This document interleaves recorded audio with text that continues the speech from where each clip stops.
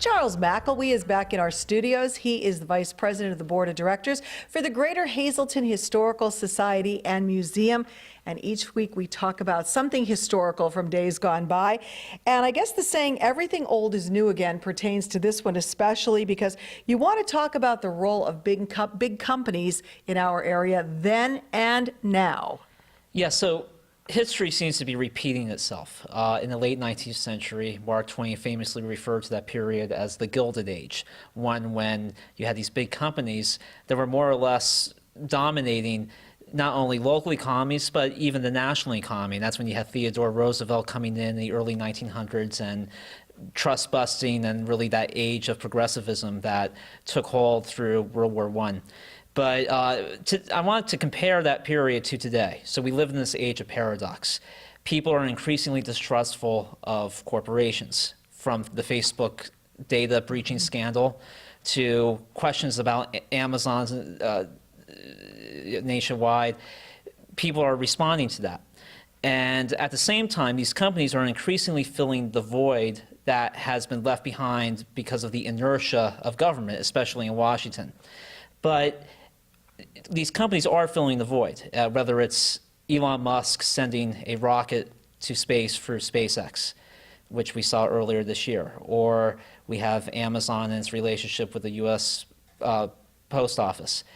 And we've been here before, and it applies here in Hazleton. In the late 19th century, this was a center for innovation and technology. It was a mini Silicon Valley. It's funny that you would call us a mini Silicon Valley. People are probably like, what is he talking about? But it's true. So this was the third city in the United States to have a full electric grid, thanks to Thomas Edison. It was Thomas Edison who suggested that we have a third rail electric car system that became a model for the Long Island Railroad in New York City in the 1900s. And then in Humboldt, or in Harwood, we had the Harwood generation station. And that was the first generating station of its kind in the Western Hemisphere. So really, this was a center for innovation. And it was companies, or the company bosses, that filled that void of government in the late 19th century. They endowed these projects. They filled the void when it came to philanthropy. They created our infrastructure when you think of the Wilkes-Barre and Hazleton Railroad system.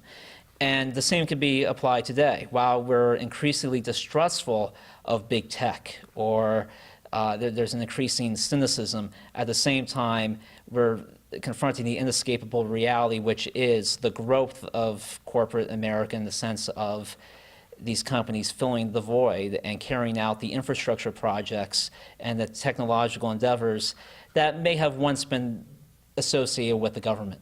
So history seems to be repeating itself, and of course, the more things change, the more they stay the same. That is certainly true. Charles is here with us each week, and if you want to know more about the history of our area, you can always check out the Greater Hazleton Historical Society and Museum and your website. Yes, hazletonhistory.org. All righty, we'll see you again next week. Thanks.